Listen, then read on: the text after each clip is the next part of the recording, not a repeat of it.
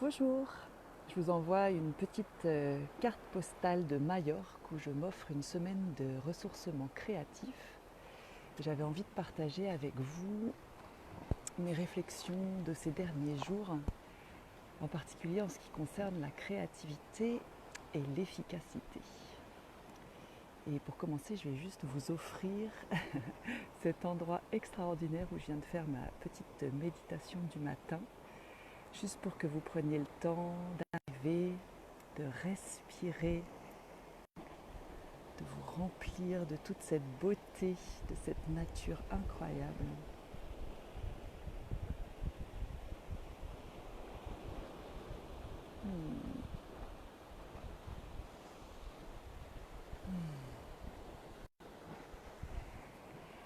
Je suis arrivée vendredi et mon intention en venant ici, c'était de mettre au monde le déroulé du cycle Femme intégrale qui démarre en décembre. On a 3 week-ends de 3 jours en décembre, janvier et avril. Et je porte ce cycle en moi depuis le mois d'avril. Il a demandé à venir au monde en avril. Et là, ça fait plus d'un mois que je sentais que le déroulé était prêt à être rédigé, les playlists à être mises en mouvement et qu'il était temps que je prenne une semaine pour créer tout ça. Et puis à Nantes, l'automne est arrivé. Alors c'est magnifique, hein, j'adore les couleurs de l'automne. Par contre, moi je suis vraiment une fille de l'été, j'adore la chaleur. Et j'ai senti que mon petit coup de déprime automnale se préparait et que ça allait pas être les meilleures conditions pour être créative. Alors j'ai vraiment sondé à l'intérieur de moi de quoi j'avais besoin pour devenir créative et pour vraiment mettre au monde ce cycle femme intégrale. Et ça a été très clair que c'était de partir une semaine au soleil pour nourrir ma créativité. Et ce que je vis ici, c'est vraiment la manifestation de ce que j'apprends depuis 2 ans sur la créativité et l'efficacité. Alors pour la petite histoire, je me suis faite coacher, j'ai commencé il y a 2 ans, ouais, pendant un an, avec la magicienne sorcière Angélique Tartière.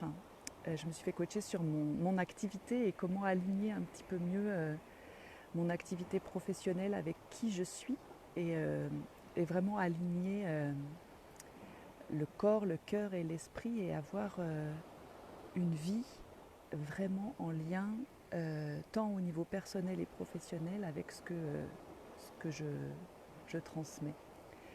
Et Angélique, lors d'une séance, m'a vraiment fait prendre conscience que j'étais une excellente professionnelle, mais je m'y prenais complètement à l'envers en ce qui concernait la gestion de mon entreprise. Et qu'en fait, en tant que femme médecine, les deux piliers de mon entreprise sont ma santé et ma créativité.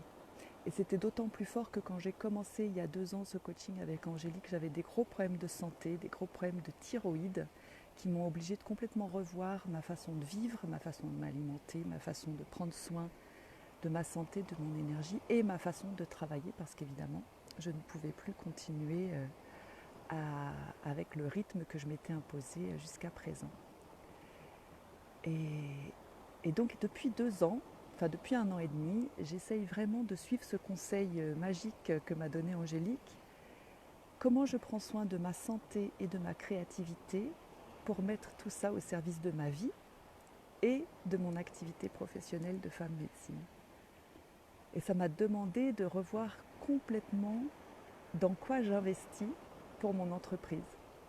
Il ne s'agit pas tant d'investir dans de la pub, du matériel, etc., mais plutôt comment j'investis dans ma créativité.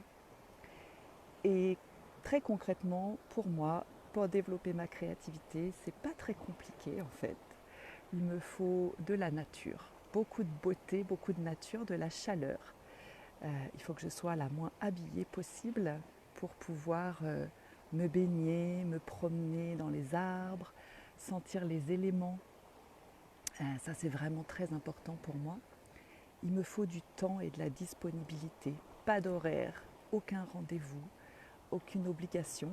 Manger, dormir quand mon corps le réclame, vraiment oublier la montre et les rythmes imposés par notre société et sentir, voilà, quand j'ai besoin de dormir, je dors, quand j'ai besoin de me baigner, je me baigne, quand j'ai besoin de manger, je mange. Et vraiment écouter profondément mon corps et ses besoins. Et suivre cette alternance de action et repos. J'ai loué un scooter par exemple et là j'ai découvert ce lieu magnifique ce matin en suivant un peu comme les oiseaux migrateurs ma boussole intérieure, le nez en l'air. Cet endroit qui s'appelle Bethléem m'appelait sur la carte et c'est vraiment magnifique. Il y a aussi tout un parc naturel juste à côté. En fait, la route s'arrête à Bethléem et après c'est un parc naturel avec de la pinède, etc. Et donc, être dans cette découverte, cette activité plus yang, je dirais, et ensuite écouter mon yin. Hier, j'ai téléchargé le jour 2 et le jour 3 du stage de décembre sur une magnifique plage où j'ai alterné micro-sieste, baignade, écriture, micro-sieste, baignade, écriture. Et ce matin, c'est sous la douche que m'est arrivé un complément de la journée 1 auquel je n'avais pas pensé. Et je me sens tellement connectée et tellement créative et tellement disponible en fait, tellement disponible pour laisser la vie, la créativité et le cycle femme intégrale couler à travers moi que ça se fait sans aucun effort, sans aucun effort. Et ça c'est vraiment magique. Et quand je pense à comment on élève nos enfants, moi, vous le savez, j'ai 3 enfants, un au lycée, un au collège et une en primaire, qui sont en souffrance dans ce système-là qui ne leur convient pas du tout. Et cette société qui nous fait croire que pour être créatif et efficace, il faut rester assis, tranquille, se taire, ne pas bouger, ne pas parler, ne pas boire, ne pas manger, ne pas s'agiter. Peut-être ça correspond à certaines personnes. En tout cas, pas à moi, pas à mes enfants et je ne crois pas à grand monde. Parce que la créativité, c'est la vie en mouvement. Et donc la créativité, c'est de pouvoir se laisser traverser et non pas d'être figé, empêché, cadré. Bien sûr, une fois toute cette créativité mise au monde, quand je vais rentrer à Nantes la semaine prochaine, il y a beaucoup de choses cadrées que je vais mettre en place. Je vais envoyer des mails. Avant, j'ai loué des espaces. J'ai fait de la pub, j'ai inscrit des gens, j'ai mis en place une billetterie, bien sûr. Tout ça est au service de ma créativité pour mettre dans la matière ce qui a envie de vivre à travers moi et à travers vous qui vous inscrivez à mes stages. Et la première étape, je crois, c'est vraiment de se rendre disponible pour qu'après l'effort, entre guillemets, ou la rigueur, l'organisation soit au service de ma créativité. Voilà ce que j'avais envie de partager avec vous. J'espère que ça va résonner, vous inspirer. Et ça m'intéresserait de savoir qu'est-ce qui vous nourrit, qu'est-ce qui est important pour votre créativité. On a chacun notre façon de faire et je vous invite aujourd'hui et dans les jours à venir à vous poser la question, qu'est-ce qui nourrit ma créativité? Qu'est-ce qui nourrit mon efficacité? Qu'est-ce qui fait que les choses se font à travers moi avec beaucoup moins d'efforts et beaucoup moins de souffrance. Et ça peut être des choses très simples.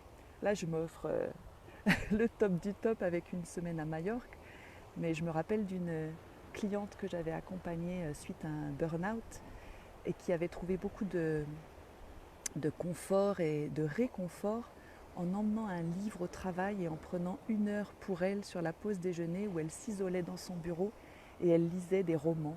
Et ça lui permettait de déconnecter, d'avoir un temps pour elle et de se ressourcer. Ça peut être aussi simple que ça. Ça peut être jardiner, ça peut être... Oh, moi, quand je suis vraiment fatiguée, c'est les séries. Ouais, du temps disponible de cerveau débranché. Ça peut être des câlins. Moi, j'aime beaucoup faire l'amour aussi. Ça me ressource beaucoup. Ce serait quoi pour vous? Je serais curieuse d'entendre tout ça. En tout cas, je vous envoie vraiment plein d'amour depuis Majorque. Je vous offre encore un petit peu de ce magnifique paysage pour bien démarrer votre journée. Et je vous dis à très bientôt.